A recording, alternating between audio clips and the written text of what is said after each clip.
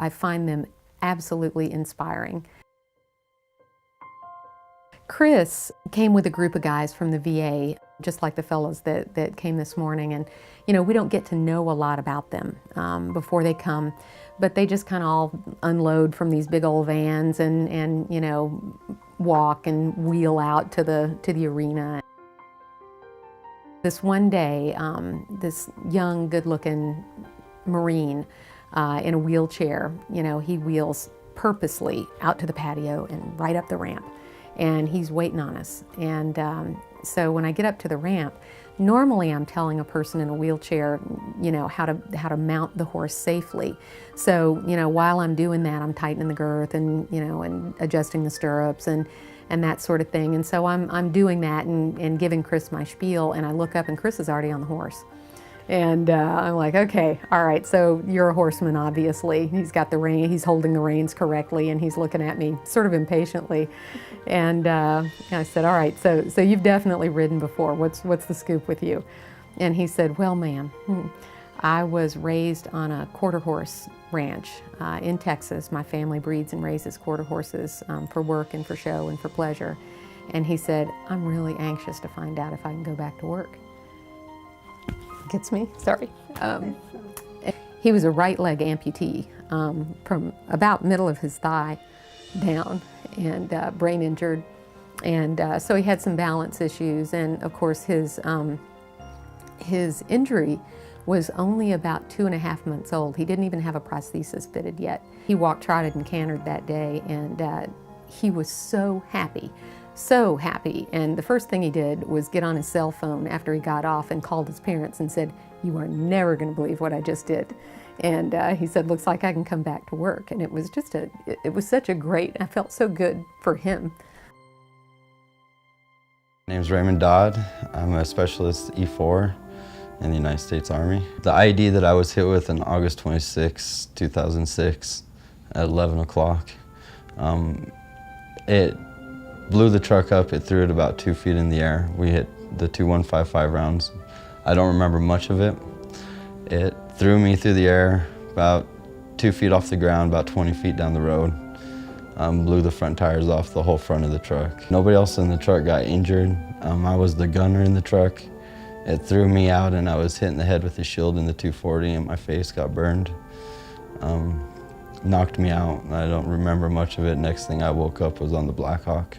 My good friend Rob, at the time I didn't know him, but he was trying to convince me to come up to this program because he knew how much of a good program it was and he knew how much it would benefit me. And it took a lot to get out of the house. It took a lot to do it. It was a big step for me. It was a huge step.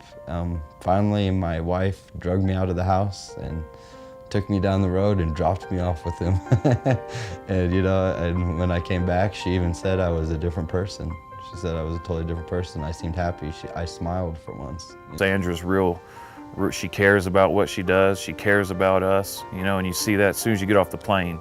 You know, she's waiting there with open arms and a smile, and you just don't get that from many people, you know. Not many people understand. And it's been the Whitewater, you know, just the programs getting out into this beautiful country. You know, I've never seen country this beautiful. And thus far, in the couple days we've been here, has just been outstanding. It really means a lot. It means more than you think for psychological therapy as well as, you know, emotional and physical therapies as well. It's needed to get these soldiers either accustomed to civilian life, because it's very hard for military people to deal with civilians on a regular basis. They have to transition, or if they're going to be able to go back into the fight. So, yeah, it's good for organizations to donate. So it's very good. I rarely take my sunglasses off, so you are lucky. I wanted to go out of the house. I wanted to go do things. I had a purpose in life again, I felt.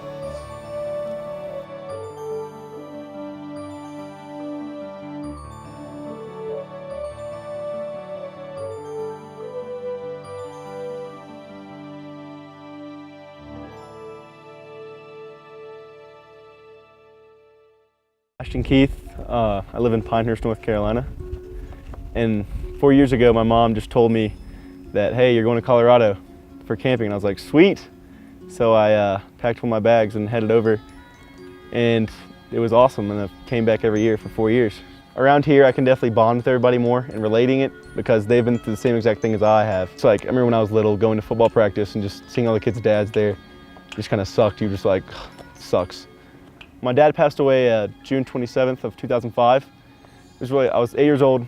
We lived in Germany on Panzerkaserne base. It was definitely the most hardest thing I've ever been through in my life. Nothing ever is going to compare to it. All the counselors here are amazing. I can definitely see how they try to instill everything in us. The leadership they bring, everything they instill in us is awesome. And because you see them giving their time, it makes you want to give your time back to others. It's just, they're great leaders and just people to look up to, and I look up to all of them. Back in November 2006, Major Troy Gilbert was killed in Iraq in an F-16 crash. We were friends at Luke Air Force Base at the time, and he has 2 boys that were really close in age to my 2 boys. And during his memorial service, I just really felt the calling to do something for those boys. Through the grace of God and a lot of generous folks and people willing to give up their time, the Knights of Heroes program began in 2007, was our first camp. One of the activities that we do, I think, is the most telling and the most applicable to life lessons is rock climbing. It's amazing. I mean, everyone's afraid of heights. It's the way we're born, and we're supposed to be afraid of heights. It's a natural instinct. But what we teach the boys is they're going to face challenges in life, and if they can learn to control their emotions and control their fear and control their the way they feel and overcome that, then they can do anything. 2 years before I heard about the program, I lost my husband when he died in a plane crash. And his backseater had 2 twin daughters. And when I heard about the program, all I could think was how awesome would it be if they had a program like that to get involved with as they got older. So many of them came last year and hadn't really ever had the opportunity to do outdoor stuff, or the only person they did outdoor stuff was with their dad. And so for us to be able to provide that experience for them, certainly not the same, but kind of lets them have experiences they wouldn't otherwise have. We really use rock climbing to try and help them see that they can, 1, trust other people, and 2, that they can really do a lot more than they think they can do. We're pilots in the 457th Fighter Squadron, and we all fly F-16s in the unit.